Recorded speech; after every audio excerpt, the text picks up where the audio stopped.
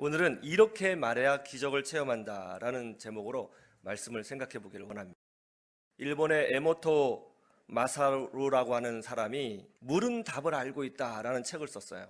물컵에 물을 담아놓고 사랑해, 어쩜 그렇게 이쁘니?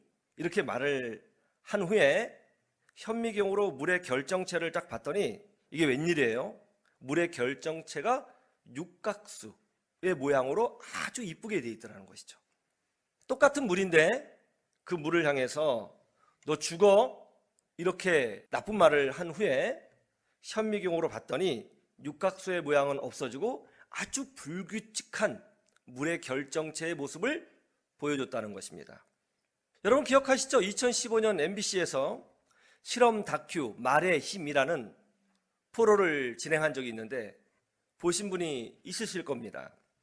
유리병에 밥 한 숟갈을 떠놓고 실험을 했어요. 어떤 유리병에는 사랑해, 고마워 라는 태그를 붙여줘서 그렇게 말을 하도록 하고, 또 어떤 유리병에는 미워, 싫어 이런 나쁜 말을 붙여서 그런 말을 한 달 동안 해주는 실험을 했습니다. 그래서 이 유리병을 아나운서들에게, 탤런트들에게 나눠줬죠.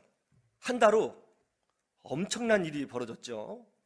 싫어, 나빠, 미워 이런 부정적인 말을 한 유리병 안에 있는 밥은 어떻게 됐냐면 아주 새카만 곰팡이와 함께 악취를 풍기면서 밥이 썩어가고 있었습니다. 그런데 놀랍게도 똑같은 좋은 말을 해준 유리병 안에 있는 밥은 말이죠, 새까맣게 변하지도 않고요, 아주 구수하게 누룽지로 변해가면서 향기를 맡으면 아주 구수한 냄새가 났다는 거예요. 이 프로가 나가자마자 이 프로를 본 시청자들이 정말 그런가, 나도 한번 따라해보자 해봤는데 놀랍게도 똑같은 결과를 얻었다는 것이죠. 정말 신기하지 않아요? 도대체 인간이 하는 말이 무엇이기에 이런 믿지 못할 일들이 벌어지는 것일까요? 인간의 말에는 도대체 어떤 능력이 숨어 있는 것일까요? 과학적으로 설명할 수 없는 이 엄청난 영적인 에너지의 근원은 어디에서 나오는 것입니까? 오늘 본문에 보면 그 비밀이 나옵니다. 모세가 12명의 정탐꾼을 선별해서 가나안 땅을 탐지하도록 했습니다. 40일 동안 그 땅을 탐지했습니다. 40일이 지난 후에 12명의 정탐꾼이 돌아왔어요. 그들이 아주 좋은 소식을 전해줍니다. 여러분, 우리가 탐지한 그 가나안 땅은 정말 여호와 하나님께서 말씀하신 바와 같이 젖과 꿀이 흐르는 땅이었습니다. 여기 포도송이를 보십시오. 얼마나 튼실합니까? 그러자 백성들이 너무 기뻐서 환호성을 지릅니다. 와! 그런데 그때 10명의 정탐꾼이 부정적인 말을 쏟아내기 시작합니다. 그런데 말입니다, 그 땅에는 거인 족속이 살고 있어요. 그들은 다 용사입니다.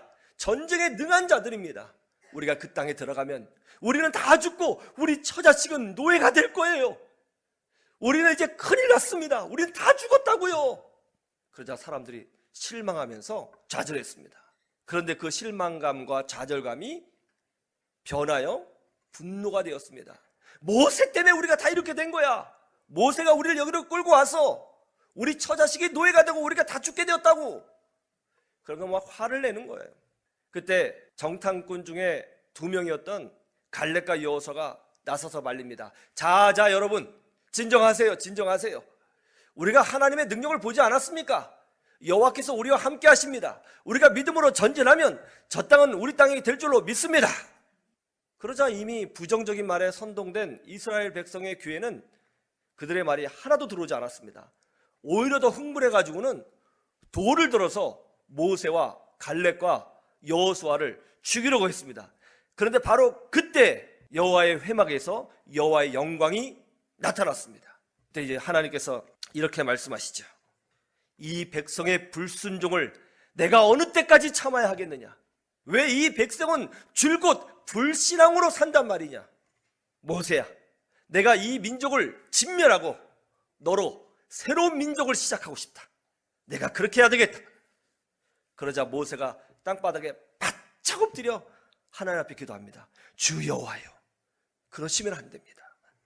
주께서 이 백성을 이끌고 여기까지 오신 것을 이집트도 알고 있고 주변의 사방 모든 이방 민족들이 다 알고 있습니다. 만약 주께서 이 이스라엘 민족을 여기서 진멸하신다면 이집트 사람들과 주변 이방 사람들이 말하기를 이스라엘 민족을 인도해낸 여호와라고 하는 신은 이 이스라엘 백성을 가나안 땅 안으로 들여보낼 힘이 없으니까 도중에 다 진멸했구나, 이런 소문이 나면 어떡합니까?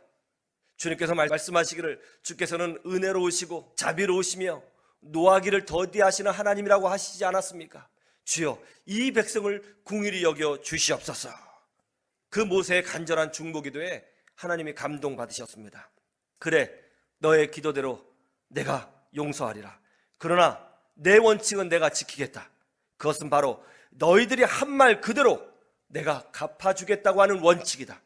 너희들이 나는 못 간다, 우리는 여기서 죽을 것이다, 그렇게 말했으니 그대로 갚아주리라. 그렇게 말한 사람은 그 말 그대로 이 땅에서 죽으리라.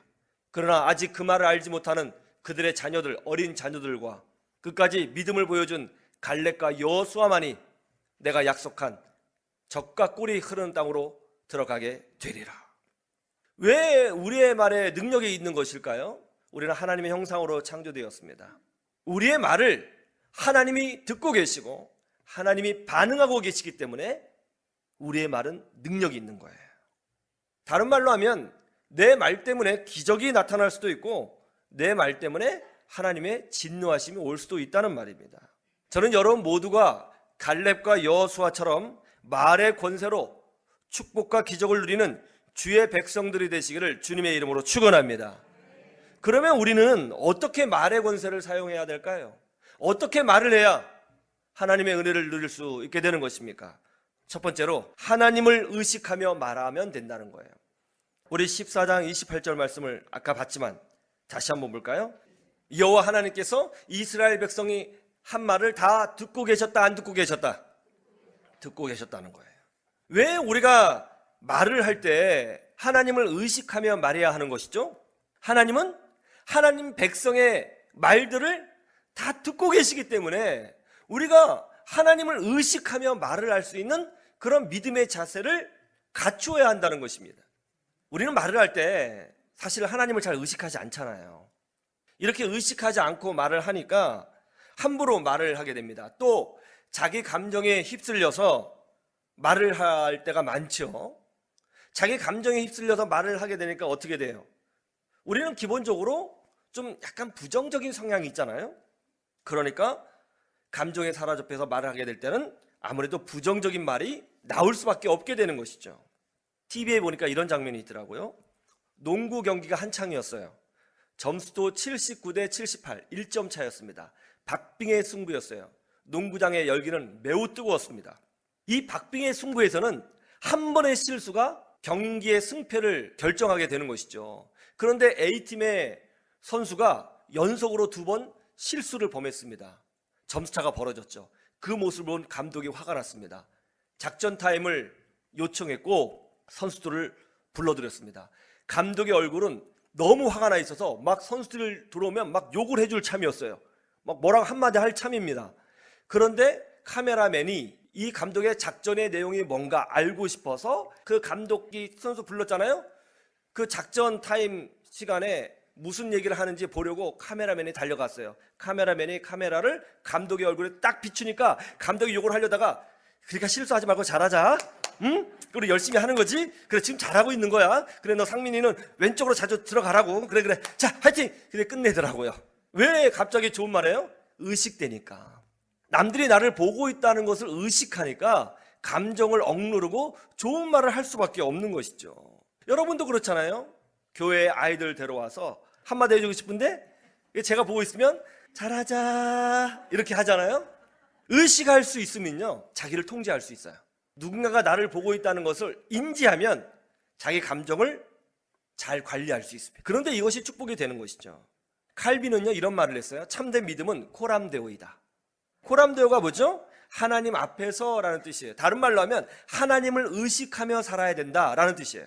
이것이 바로 칼빈의 신앙 모토였고 또 자신이 평생 가지고 있었던 지론이었습니다. 코람데오다. 하나님을 의식해야 된다. 그래야 그 사람이 실수하지 않는다. 하나님이 나를 보고 계시겠지. 하나님이 이 말을 듣고 계시겠지? 이런 걸 의식하고 살면 실수할 리가 별로 없다. 믿음으로 살게 된다. 코람데오의 삶을 살아야 된다. 그렇게 말을 했어요. 옳은 말이라고 저는 생각합니다. 우리 아이가 공부를 하는데 가끔 스마트폰을 해요. 공부하다 말고. 그런데 그 모습을 보면 좀 기분이 언짢습니다. 제가 문을 열면 딱 스마트폰을 해요. 동작이 느껴지잖아요. 딱 문을 열면 딱 이러는 거. 그럼 벌써 마음이 상해요. 너 또 했니? 그러면 우리 아이의 말은 뭐냐면 이상하게 아빠는 계속 공부하고 있다가 스마트폰을 만지는 순간에 들어온다는 거예요. 어떻게 매번 그럴 수 있겠어요? 항상 억울해해요. 경고하죠. 한 번만 아빠 눈에 또 그런 모습을 보면 정말 혼난다. 그러면 우리 아이가 어떻게 하는지 아세요? 공부를 하는데 저 들으라고 공부해요. 갑자기 큰 소리로 영어 책을 읽습니다. 여기까지는 용서가 되는데 수학을 큰 소리로 읽으면서 공부해요. 여러분, 수학을 풀어야지 큰 소리로 나 공부하고 있어요. 그걸 보여주려고 막 큰 소리로 공부를 하는 거예요. 정말 웃기죠. 그런데 말이죠, 그 모습이 이쁩니다. 나를 의식하면서 아빠 들으라고 공부하는 모습을 보여주는 모습이 참 이뻐요. 갈렙이 그렇잖아요.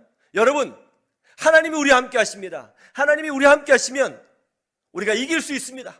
믿음으로 전진하면 저 땅은 우리 땅이 됩니다. 그렇게 했잖아요. 여러분, 이 갈렙의 말이 꼭 이스라엘 백성만 들으라고 한 말이라고 생각하세요? 성경을 가만히 읽어보세요. 갈렙은요, 하나님 의식하면서 말하고 있습니다.